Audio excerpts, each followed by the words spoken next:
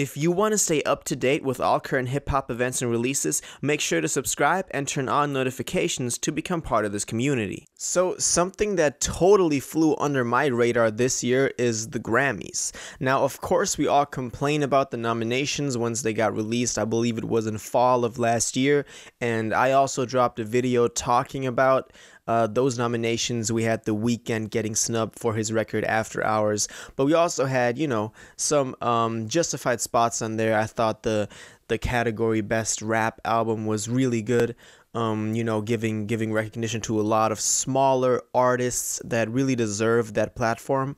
But in general, it was, again, the Grammys were, it wasn't disappointing. It was just to be expected. We had a lot of mainstream artists on here, a lot of Megan Thee Stallion, and a lot of like Roddy Ricch, Lil Baby, of course, but I'm a Baby fan, so I wasn't too mad about that. But the Grammys are actually happening this Sunday, March 14th at 8 p.m. EST. They'll be televised on CBS, and I think you can also follow the whole event on a YouTube live stream or some online event too.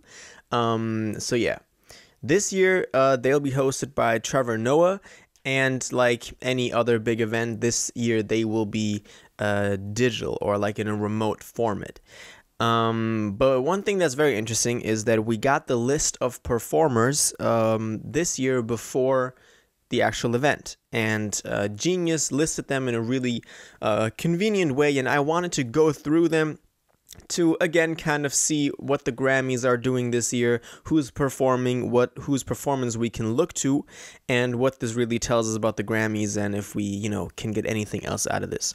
So looking at this list, we can see some names that were to be expected, but let's start from the top. We have Bad Bunny, which I think is interesting. I'm not sure if a Latin artist has performed on the Grammys before. So I think this is really cool that they're showing recognition to him. He, of course, had a really big year in 2022. I think he released 2 records that did really well and had a lot of influence in that Latin hip-hop scene. So I'm glad that they're recognizing him. Maybe, they're showing love on a more like on an international level. On an international level of music and hip-hop that is more and more becoming also a national kind of community, because of course in America a lot of people are listening to Bad Bunny and are listening to Latin music, so I think this is great. Then I kind of want to filter out the hip-hop artists in here, because that's also what we did when we discussed the nominations once they were announced. We of course have Cardi B on here. That was to be expected. She's probably going to perform WAP in a clean version, which is going to be funny to watch, but this was to be expected. This is just a mainstream artist again, getting that Grammy watch time on there, but I'm not mad about that. We have BTS, which was also to be expected. They dropped a big record last year, and are also one of the biggest international artists in America. Now then, moving forward, skipping to DaBaby, which I think is also pretty interesting, but also to be expected. He was also one of those like artists that the Grammys have favored in the nominations already, and artists that is just a lot of love is being shown to in the commercial award frame and setting. So this is what's to be expected. And I think from the first couple of nominations, we can already see that the Grammys have not changed that much.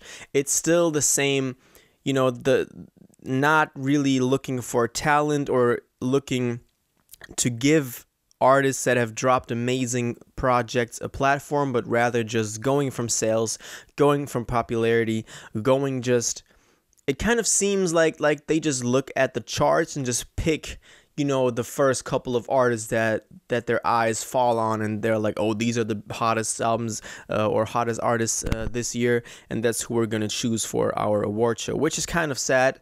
But again, that was the same problem we already had with the nominations, so kind of sad to see that this is again shining through in these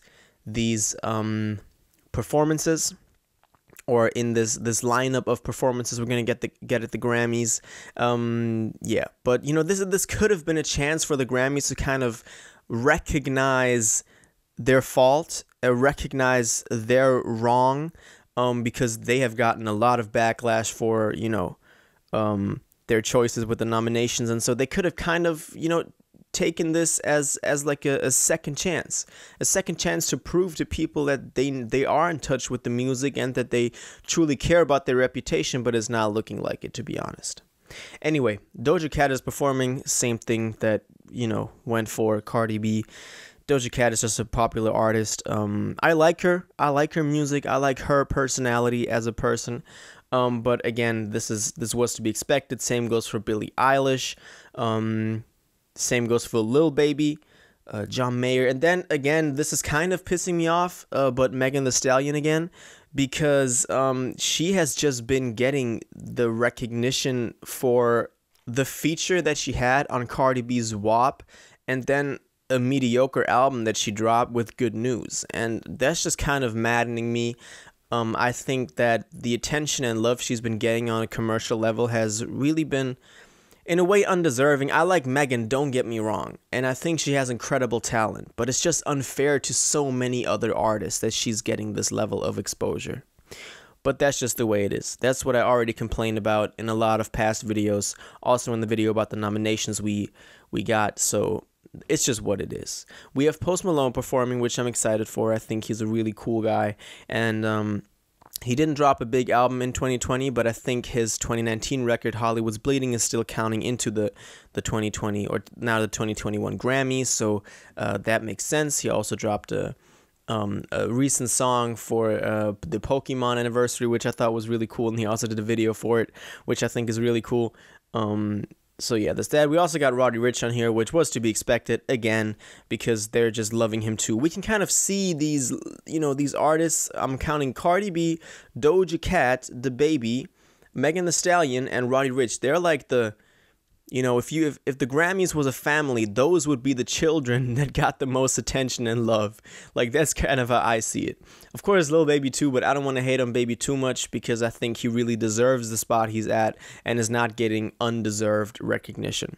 Now, in what way these performances will be performed, of course, is still unclear. I can imagine just them performing on some sort of digital set and then being live streamed, just like the rest of the show, but in what way we're actually getting these is still not sure. So that's also going to be interesting. Maybe this will allow artists to do more of a personal, more of a better setup show than they would have had if they only had the Grammy stage. So maybe that's an opportunity too. But all in all, these are again disappointing. The Grammys showed that they didn't learn from their past mistakes, and all in all just further diminished their credibility as a music award ceremony and show. Yeah, but anyway, let me know what you think about this. Are you excited for the Grammys in 2021 on March 14th at 8 p.m. EST? I'll be watching them, of course. So yeah, let me know what you think about this. If you watched this video to the end and liked it, and you want to stay up to date with all current hip-hop events and releases, make sure to subscribe, turn on notifications, hit that like button, and go follow my social media and blog down in the description. It really helps me out. Until the next one, y'all have an incredible day, and y'all take care.